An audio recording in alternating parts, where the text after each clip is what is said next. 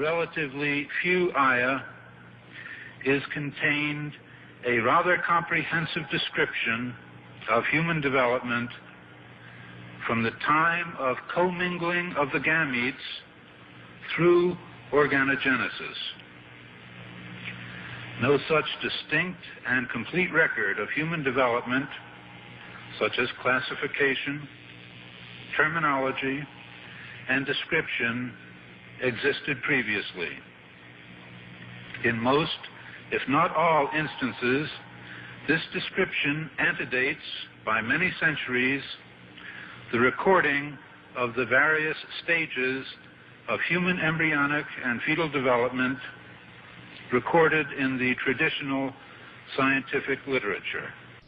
I find it very interesting that this sort of information is in the ancient scriptures of the Holy Quran, and I have no way of knowing where they would come from, but I think it is extremely interesting that they are there and that this work is going on to discover the meaning of some of the passages. Then you have flatly denied to be just, from a man or a human source.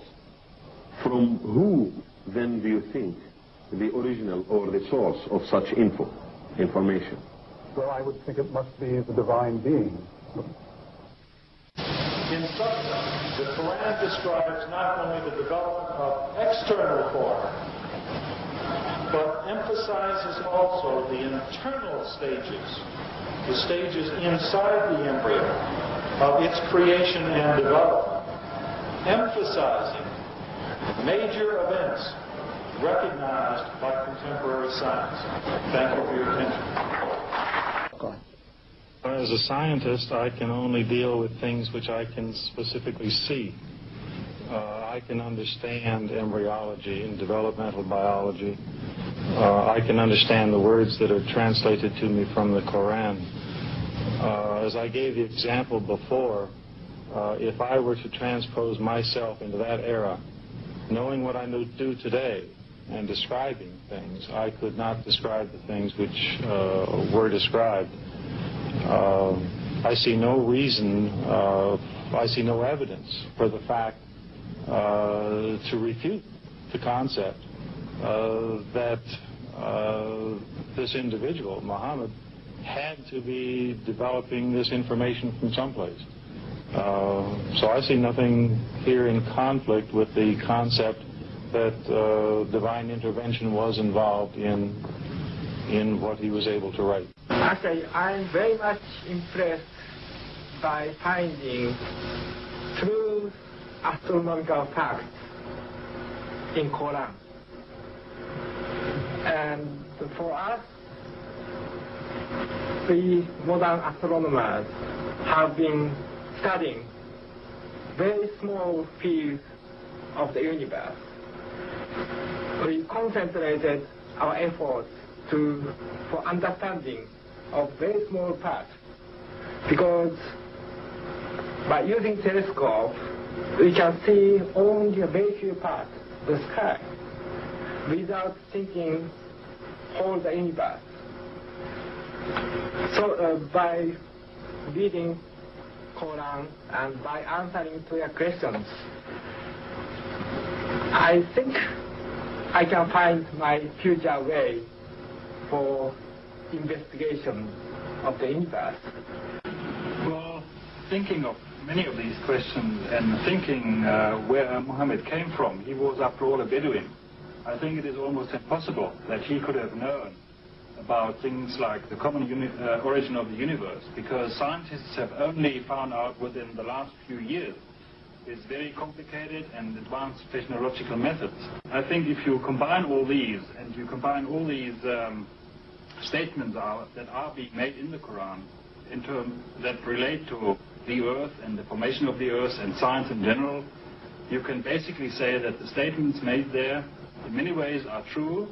They can now be confirmed by scientific methods, and in a way you can say that the Quran is a simple science textbook for the simple man, and that many of the statements made in there at that time could not be proven, but that modern scientific methods are now in a position to prove what Muhammad said 1400 years ago. It has been a great pleasure for me to help clarify statements in the Quran about human development. It is clear to me that these statements must have come to Muhammad from God or Allah, because almost all of this knowledge was not discovered until many centuries later. This proves to me that Muhammad must have been a messenger of God or Allah. Because the staging of human embryos is complex, owing to the continuous process of change during development, it is proposed that a new system of classification could be developed using the terms mentioned in the Quran and Sunnah. The proposed system is simple, comprehensive, and conforms with present embryological knowledge. Intensive studies of the Quran and Hadith in the last 4 years have revealed a system for classifying human embryos that is amazing, since it was recorded in the 7th century A.D.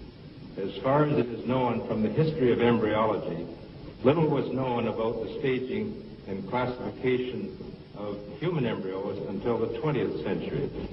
For this reason, the descriptions of the human embryo in the Quran cannot be based on scientific knowledge in the 7th century.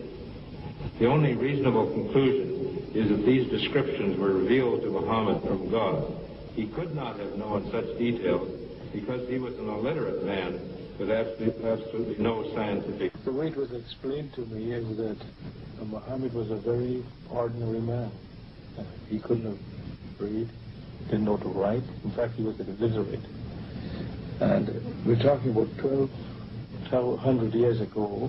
You have someone, an illiterate person, making profound pronouncements and statements that are amazingly accurate of a scientific nature. And I personally can't see how this could be a mere chance. There are too many accuracies. And like Dr. Moore, I have no difficulty in my mind reconciling that this is a divine inspiration or revelation which led him to these statements. So that the two hadiths that have been noted furnish us with a specific timetable for the main embryological development before 40 days. Again, the point has been made, I think, repeatedly by the speakers this morning. These hadiths could not have been obtained on the basis of the scientific knowledge that was available at the time of their writing, and hence could support the hadiths reflecting the knowledge of God. Thank you very much. It follows, I think, that not only is there no conflict between genetics and religion, but in fact religion that guides science by adding revelation to some of the traditional scientific approaches. That there exist statements in the Quran shown centuries later to be valid would support knowledge in the Quran having been derived from God. Thank you very much.